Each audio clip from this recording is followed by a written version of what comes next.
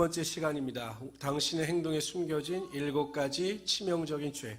우리가 첫째 날은 교만에 대해서 살펴봤습니다. 오늘 두 번째 시간으로 시기와 분노에 대해서 살펴보도록 하겠습니다. 오늘 제가 성경 본문을 PPT에 왔습니다. 다 같이 읽어봅시다. 로마서 13장 13절로 14절까지 말씀이 되겠습니다. 우리 읽습니다. 시작. 낮에와 같이 단정히 행하고 방탕하거나 술 취하지 말며 음란하거나 호색하지 말며 다투거나 시기하지 말고. 다 같이 읽어봅시다. 시작. 오직 주 예수 그리스도로 옷 입고 정력을 위하여 육신의 일을 도모하지 말라.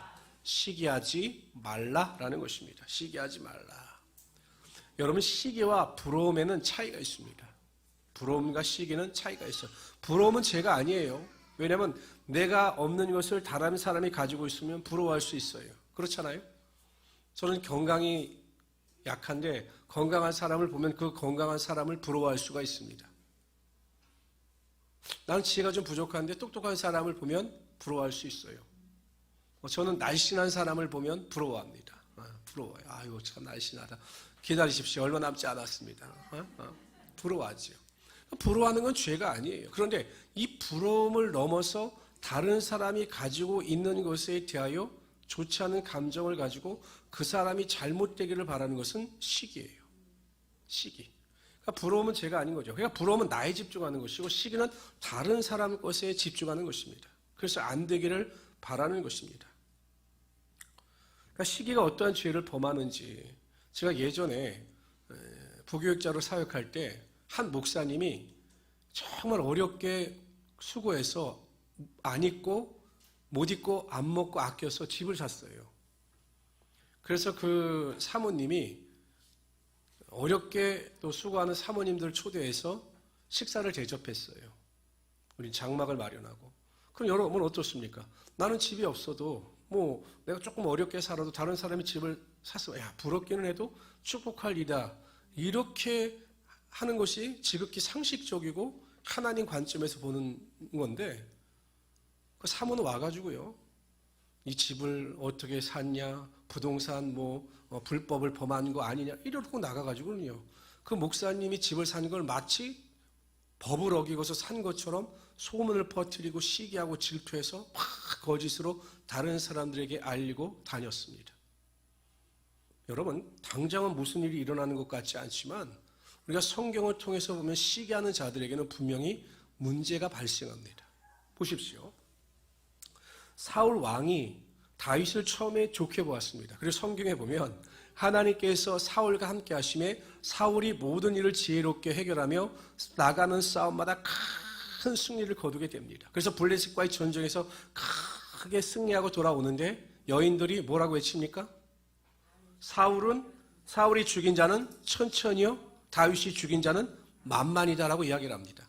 어찌 보면 참 눈치가 없는 여인이죠. 아니, 사울과 다윗이 같이 오는데 다윗을 높이면 문제가 생길 것을 뻔히 알면서도 워낙 다윗에 대한 인기가 좋았기 때문에 그렇게 선포합니다. 그랬더니 사울 왕이 화를 내죠.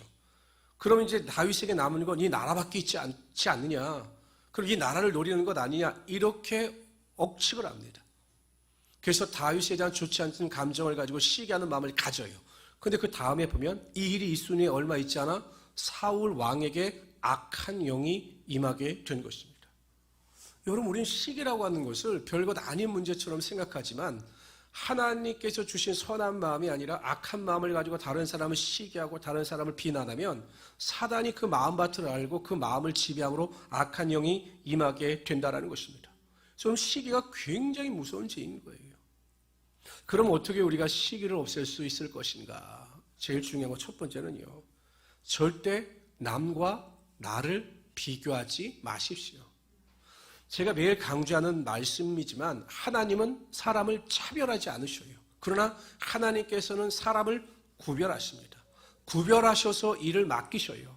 그 복음서에도 보면 5달란트, 2달란트, 1달란트를 나눠서 사람들에게 달란트를 맡긴 것처럼 하나님께서 각각 인생 가운데 그 인생의 능력을 보시고 하나님께서 맡기시는 것이 다른 거예요. 그러니까 내가 다르고 남편이 다르고 다른 사람이 다른 겁니다. 틀린 게 아니라 다른 거예요. 그 다름을 인정하십시오. 그럴 때 우리가 시기하지 아니하고 하나님께서는 저 사람에게 이러한 달란트를 주셨구나라고 인정함으로 은혜 가운데 거하며 살아갈 수 있는 것이고 그 인정함 가운데 하나님의 복이 우리에게도 반드시 임하게 되는 것입니다. 두 번째는요. 하나님의 섭리를 믿으십시오. 하나님의 주권을 믿으십시오. 사울 왕의 아들 요나단은요. 다윗과의 관계에서 별 어려움이 없었어요. 여러분 어떻게 보면 요나단도 피해자입니다. 그렇잖아요. 다윗이 왕이 되면 요나단도 왕에 오를 수가 없어요. 그런데 요나단은 다윗에게 뭐라고 이야기하냐면 이 나라는 하나님께서 너에게 준 것이다. 그리고 나는 그 다음이다 라고 인정합니다. 하나님의 섭리를 인정한 거죠. 하나님께서 너를 왕으로 세우실 것이다. 그리고 나는 그 다음이다 라고 그것을 인정합니다. 그랬더니 여러분 어떤 일이 벌어집니까? 나중에 요나단의 아들인 무비보셋은 다윗이 아주 귀하게 대접하며 그를 보호해 줍니다. 하나님의 주권과 섭리를 인정하고 자신의 욕심을 내려놓았을 때, 시기를 내려놓았을 때 하나님께서 요나단을 통해서 그 자녀를 살리시는 하나님의 축복의 능력이 임하게 하여 주신 거죠. 저도 가끔 그런 일이 있었다니까요.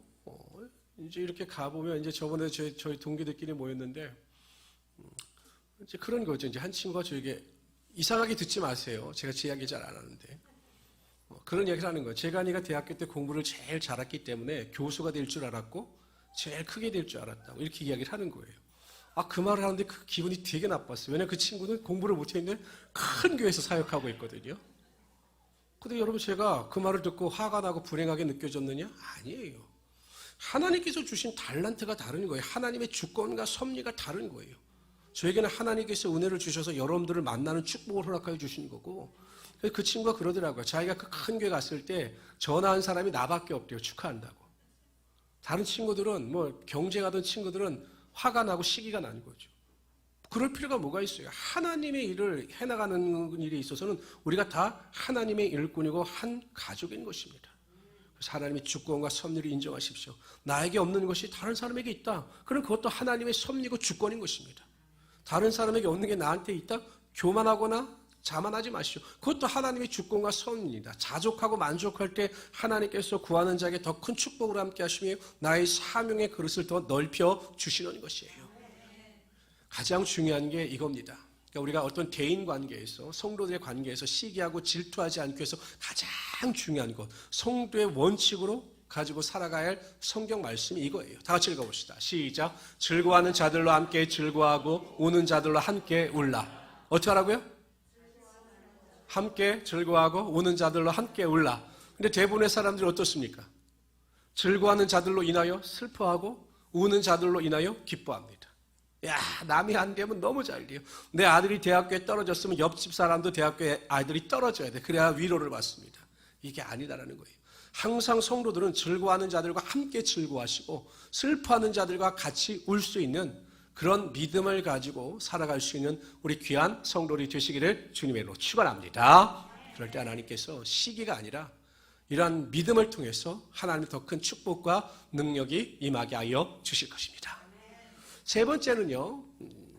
당신의 행동에 숨겨진 7가지 치명적인 죄 가운데 분노에 대해서 살펴보러 가죠. 분노. 이 분노도요. 예수 믿는 성도들이 잘 다스리지 못하는 죄예요. 우리 남성들에게 제가 기도 제목을 받아보잖아요. 그럼 의외로 화를 내지 않도록 기도해 주세요라고 하는 기도 제목이 꽤 많아요. 참 온유해 보이고 별 문제가 없어 보이는 분들인데도 제가 화가 많습니다. 갑자기 분을 냅니다. 그래서 저를 위해서 기도해 주십시오라고 하는 기도 제목이 많습니다. 그러니까 이 예수 믿는 사람들에게도 이 분노 조절이 잘 되지가 않는 거죠. 특히 이 시대는 분노 조절에 장애가 많은 사람들인 거예요. 막 화를 견디지가 못하는 거죠. 그래서 성경에 또 이렇게 말씀합니다. 분에 대해서 다 같이 읽어봅시다. 시작. 분을 쉽게 내는 자는 다툼을 일으켜도 노하기를 더디하는 자는 시비를 그치게 하느니라. 분을 쉽게, 화를 쉽게 내는 사람들은 다툼을 일으켜요. 그러나 노하기를 더디하는 사람들은 시비를 그치게 된다라는 것입니다. 그런데 여러분, 제가 그 읽은 책, 당신의 행동 속에 숨겨져 있는 7가지 죄. 근데 여러분 착각하지 마시고 그 책을 요약해서 말씀드린 게 아니라 제가 읽고 연구해서 말씀드립니다. 그 책에는요, 그 학자, 이 분노에 대해서 설명하고 있는 학자는 이 분노가 7가지 죄 중에서 다른 사람들에게 가장 피해를 줄 수 있는 죄라는 것이에요. 교만이나 시기는 나만 알고 있으면 되잖아요. 그런데 이 분노가 표출되어지면 상대방에게 큰 피해를 준다는 것입니다. 제가 청년 사역할 때도요. 청년 사역할 때는 뭘 잘했냐면 연애를 잘 시켜줘야 되겠다. 그래서 제가 이렇게 맞으면 이렇게 연결도 시켜주고 그랬어요. 그래서 한 형제와 한 자매를 소개시켜줬는데 형제가 굉장히 온유해 보이고 선했기 때문에 괜찮겠다 했는데 하루는 이 자매가 저에게 상담을 왔어요. 둘이 이제 좋아하는 감정을 갖고 있어 제가 이렇게 연결해 준 건데 목사님 제가 못 만나겠다고. 왜 그러느냐라고 물어봤더니 이 남자 청년이 폭력을 행한다는 거예요. 지금으로 말하면 데이트 폭력이죠. 그래 어떻게 폭력을 하는데? 라고 물어봤더니 막 시계를 던지고 차 안에서 막 핸들을 치고 막 유리창에 머리를 들이받고 막 이런다는 거예요. 안 되겠다. 그러면 그건 분노 조절 장애이기 때문에 그 청년에게 분명히 말해라. 내가 목사님에게 말씀을 드렸고 우리 교제는 여기까지인 것 같으니까 우리 끝나자. 그래서 제가 끝난 적이 있어요. 그때 제가 느낀 게 뭐냐면 보이지 않는 숨어져 있는 분노가 참으로 많구나. 예수 믿는 자들에게도 이 분노가 참 많구나. 왜냐하면요. 예수 믿는 사람들은 자기를 더 포장합니다. 그렇잖아요. 화가 많아도 화가 없는 척.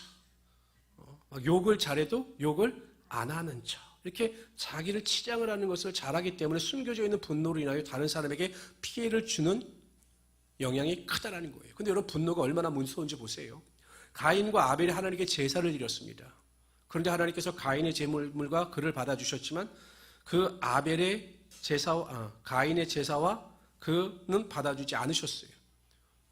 그래서 여러분 문제가 누구에게 있는 것입니까? 가인에게 있죠. 그럼 나를 돌아보면 되는 거예요. 그런데 이 가인은요. 아벨의 제사를 받아주신 하나님과 아벨에 대하여 분을 품었습니다. 그래서 성경은 이렇게 말씀하고 있어요. 가인과 그의 제물을 받지 아니하신지라 가인이 몹시 분하여 안색이 변하니 화가 나서 안색이 변한 거예요. 가인이. 여호와께서 가인에게 이르시되 하나님께서 보신 거예요. 네가 분하여 하면 어찌 됨이며 안색이 변하면 어찌 됨이냐. 왜 네가 분노하고 있느냐라고 지적하셨어요. 그러면서 이렇게 말씀하십니다. 네가 선을 행하면 어찌 낯을 들지 못하겠느냐. 선을 행하지 아니하면 선을 행하지 아니하고 계속 네가 분노를 품고 있으면 죄가 문에 엎드려 있느니라. 죄가 너를 원하나 너는 죄를 다스릴지니라. 분노를 가지고 죄를 범할 수가 있으니 분노하지 말고 죄를 다스리라. 이렇게 경고하셨습니다. 그런데 여러분 가인이 어떻게 합니까? 화가 나서 동생을 들에서 돌로 쳐 죽입니다. 자신의 분노를 조절하지 못하고 절제하지 못할 때 그러한 큰 죄를 범하게 되었던 것입니다. 예수 믿는 성도들도 마찬가지예요. 저는 기본적으로 성도들은 화를 내지 말아야 합니다. 아무리 화가 나는 일이 있어도 절대 화를 내지 말아야 합니다. 특히 교회에서는 절대 높은 음성을 내지 말아야 해요. 저는 우리 성도들에게 감사한 것이 다른 교회는 막 교회 안에서 성도들끼리 소리를 높여가며 다툼이 있다고 하는데 저희 교회는 개척해서 지금까지 그런 일이 없어요. 앞으로도 그런 일이 없으시기를 바랍니다. 만약에 소리가 높여진다, 화를 낸다, 그땐 제가 직접 징계를 하겠습니다. 우리와 함께 할 수가 없습니다. 제가 이렇게 말씀을 드리겠어요. 왜냐하면 교회 안에서는 어찌하든지 화를 내면 안 되는 거예요. 근데 여러분 화가 날 때 어떻게 하느냐. 우리가 부부 사이에도 화가 나잖아요. 막 자녀를 보면 화가 나잖아요. 그럴 때 예수 믿는 성도들은, 예수 믿는 자들은 어떻게 자신의 분노를 다스려야 하는가. 첫 번째는요. 분노가 일어날 때, 내가 화가 날 때 이 분노의 원인이 무엇인지를 스스로 점검해 보라는 것입니다. 내가 분노하는 것이 다른 사람으로 인하여 분노하는지 내 자신으로 인하여 분노하는지를 점검해 보라는 것이에요. 이 책의 저자는 이렇게 이야기합니다. 교수였는데 자기 아들에게 대하여 아들이 공부하지 않는 것 때문에 너무 화가 나서 그 자녀에게 매일 화를 냈다는 것이에요.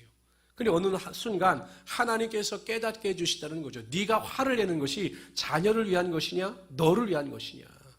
생각해 보니까 나를 위한 것이었어요. 왜냐하면 나를 드러내기 위해서 자녀가 공부를 잘하면 좋으니까 그것 때문에 자녀에게 화를 낸 거예요. 자녀의 걱정, 자녀의 미래, 장래를 위해서가 아니라 나 때문에 화를 내는 것을 깨닫고 그 다음부터 화를 조종하고 항상 분노하는 일에 절제했다고 합니다. 성도 여러분 잘 생각해 보세요. 분노의 원인의 대부분은 다른 사람에게 있지 않아요. 다 나에게 있어요. 내가 무엇을 잃었을 때, 내가 원하고자 하는 것을 얻지 못했을 때, 내가 무슨 일을 불편하다고 느낄 때, 내가 그것을 싫다고 느낄 때 사람들은 분노하는 것입니다. 대부분의 분노의 원인이 타인에게 있는 것이 아니라 내게 있어요.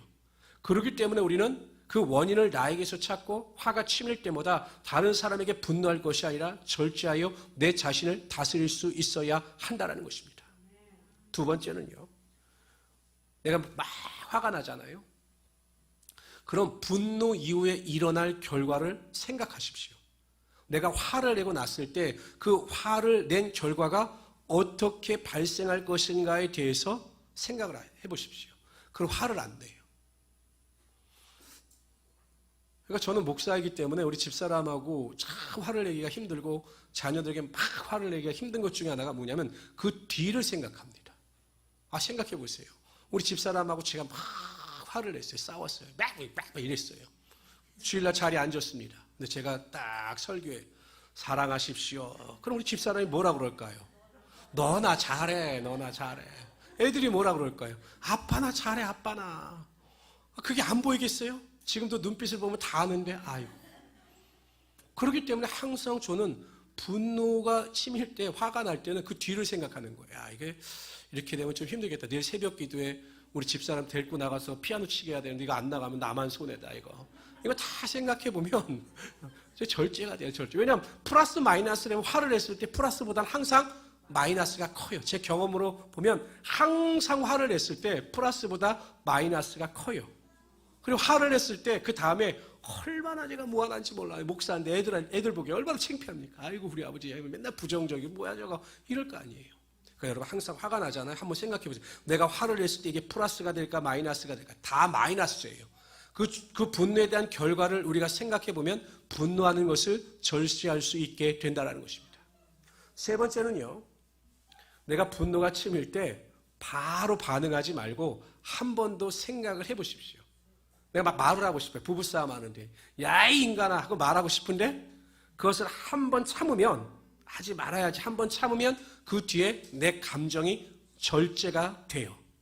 근데 그 고비를 넘기지 못하기 때문에 서로 상처를 주고 서로 아픔을 주는 것입니다. 그렇기 때문에 우리가 항상 화가 난다. 성도들 간에도 마찬가지예요. 내가 화가 난다. 그래서 내가 하고 싶은 말을 다 하고 싶다? 아니에요. 내가 화가 나더라도 한순간만 참고 내가 무엇인가 다시 생각하면 이 분노가 사그라들고 오히려 서로 간의 관계가 원활히 회복되는 하나님의 은혜가 임하게 된다는 것입니다. 우리의 무기가 있잖아요. 무기. 우리가 화가 날 때 무기가 있어요. 뭐가 있습니까? 기도하는 거예요. 막 화가 나요. 아유 목사님 그게 말이 돼요? 화가 나는데 막 화가 난다. 그럼 주여 하면 내려갑니다. 어떻게 하라고요? 남편이 막 속을 썩입니다. 화를 냅니다. 말을 하고 싶어요. 어떻게 하라고요? 주여 이러면 되는 겁니다. 믿으시기를 바랍니다. 정말 그러면 돼요. 막 화가 난다. 막 화가 나. 어떻게 해야 될까? 말을 해야 되는데 주여 그러면 사그라들어요. 그렇기 때문에 우리 예수 믿는 사람들은 분노를 잘 조절할 수 있어야 하는 거예요. 그래서 우리 성도님들은 이게 숨겨져 있는 내 내면 속에 숨겨져 있는 화, 분 이것을 잘 다스려서 온유한 자가 되시고 그 온유함 가운데 하나님의 은혜와 능력을 베풀어 갈 수 있는 우리 귀한 성도들이 되시기를 주님의 이름으로 축원합니다.